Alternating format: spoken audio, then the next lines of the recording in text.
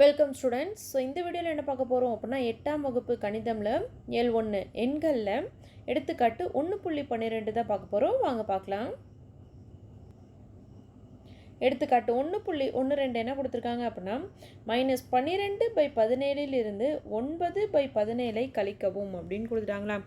-12/17 9/17 கழிங்க அப்படின்னு கொடுத்துருக்காங்க. அப்போ கழித்தல் அப்படின்னா மைனஸ் போட்டுப்போங்களா. இப்போ இது ரெண்டையும் கழிக்கணும் அப்படின்ட்டு இருக்காங்க. அப்போ கழிக்கணும் அப்படின்னா கூட்டலோ கழித்தலோ பண்ணணும். ஒரு பின்னமாக இருந்து, பின்னம் அப்படின்னா என்னது, A/B ஃபார்மேட்டில் இருந்து மேலே நமக்கு தொகுதி இருக்குது பகுதி இருக்குது அப்படின்னா கீழே என்ன பண்ணுவோம், பகுதி சமமாக இருக்கான்னு பார்ப்போம். பகுதி சமமாக இருந்தால் தான் என்ன பண்ண முடியும், கூட்டலோ கழித்தலோ நம்மளால் பண்ண முடியும். அப்போ இங்கே பகுதி 17 இருக்குது, இங்கே எப்படி இருக்குது 17, ரெண்டு சமமாக இருக்குங்களா. அப்போ பகுதி சமமாக இருந்துச்சு அப்படின்னா நம்மளோட தொகுதி என்ன பண்ணுவோம், சேர்த்து எழுதுவோங்களா. அப்போ தொகுதியில் என்ன இருக்குது, -12 -9 அப்படின்ட்டு இருக்கு. அப்போ மைனஸ் மைனஸ் -12 -9 இருக்குங்களா. நமக்கு தெரியும் மைனஸ் மைனஸ் அப்படின்னா கூட்டுவோம், கூட்டி பெரிய நம்பரோட குறி போட்டுப்போங்களா. அப்போ 12ஓட 9 கூட்டணும் அப்படின்னா நமக்கு என்ன பண்ணும், 21 கிடைக்கும். என்ன இருக்குது, 12க்கு பெரிய எண்ணோட குறி என்னது, மைனஸ். அப்போ -21 கிடைக்குங்களா. அப்போ -21 வகுத்தல் 17. இப்போ இதில் நம்ம எதாவது ஒரே டேபிளில் வந்துச்சு, ஒரே வாய்ப்பாடில் வந்துச்சு அப்படின்னா கேன்சல் பண்ணலாங்களா. எப்படி இல்லை, -21/17 ஒரே வாய்ப்பாடில் வராது. ஸோ அடுத்து எடுத்துக்காட்டு 1.13 பார்க்கலாம். அடுத்து எடுத்துக்காட்டு 1.13 இதில் என்ன கொடுத்துருக்காங்க, -4 5/22 -2 6/11 கழிக்கவும் அப்படின்னு கொடுத்துருக்காங்களா. நமக்கு இது எப்படி இருக்குது அப்படின்னா கலப்பு பின்னமாக இருக்குது. இது எப்படி இருக்குது, கலப்பு பின்னமாக இருக்குது. அப்போ கலப்பு பின்னத்தை ஃபஸ்ட்டு என்ன பண்ணுவோம், பின்னமாக மாற்றணுங்களா. அப்போ என்ன கொடுத்துருக்காங்க, -4 5/22 -2 6/11 கழிங்க அப்படின்னு கொடுத்துருக்காங்க. அப்போ ஃபஸ்ட்டு என்ன பண்ணுவோம், கலப்பு பின்னத்தில் இருக்கிறது பின்னமாக மாற்றுவாங்களா. அப்போ பார்த்துருக்கோம், இது நம்மளோட முழு எண், இது தொகுதி, இது பகுதின்னு பார்த்துருக்கோங்களா. அப்போ ஃபார்முலா என்ன பார்த்துருக்கோம்,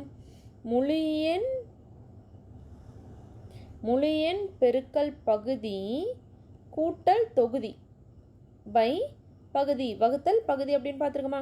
இங்கே முழு எண் ஃபஸ்ட் ஒன்றில் என்ன இருக்குது, மைனஸ் பொதுவானது, மைனஸ் அப்படி வச்சுக்கலாம். முழு எண் என்ன இருக்குது அப்படின்னா 4, நம்மளோட பகுதியில் என்ன இருக்குது 22 இருக்குங்களா.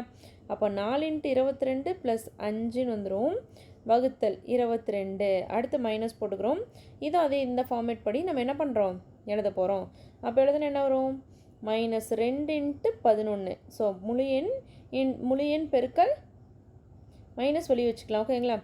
முழு எண் பெருக்கல் பகுதி கூட்டல் என்னது தொகுதிங்களா, பை வகுத்தல் பகுதி போடுவோங்களா. இப்போ இதை சால்வ் பண்ண போகிறோம். அப்போ சால்வ் பண்ண என்ன கிடைக்குது பாருங்களேன். அப்போது -4 × 22 என்ன கிடைக்கும், 88 + 5/22 அப்படின்னு கிடச்சிரும். இங்கே ஒரு மைனஸ் இருக்குது, இங்கே ஒரு மைனஸ் இருக்குது. 2 × 11 22,000, 22 + 6/11 அப்படின்னு கிடைக்குங்களா.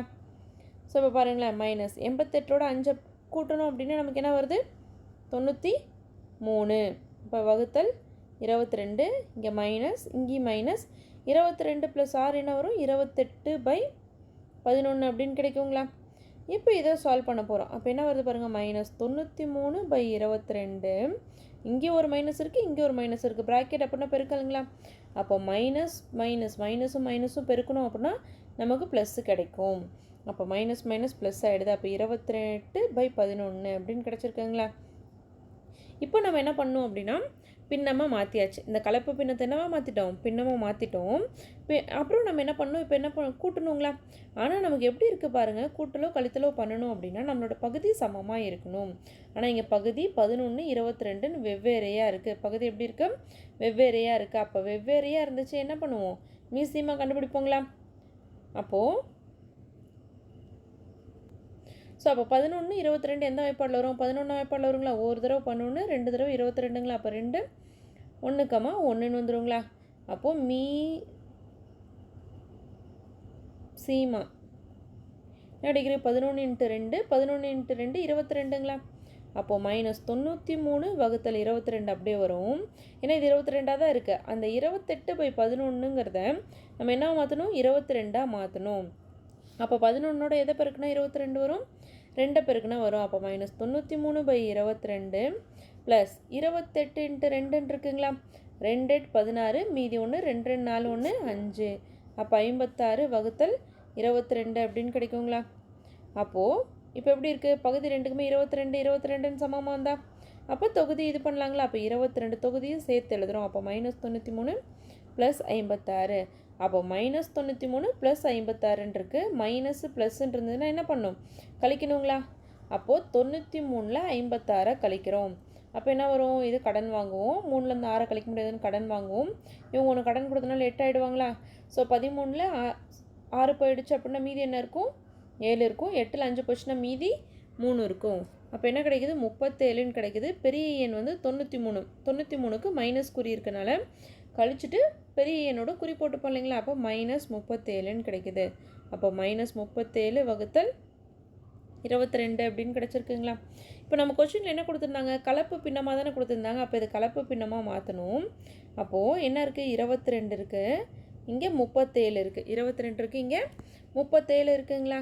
இப்போ 22ஆல் 37 வகுக்கிறோம். இந்த மைனஸ் அப்படியே இருக்கட்டும். நம்ம என்ன பண்ணுவோம், ஆன்சரில் முன்னாடி மைனஸ் போட்டுப்போம்.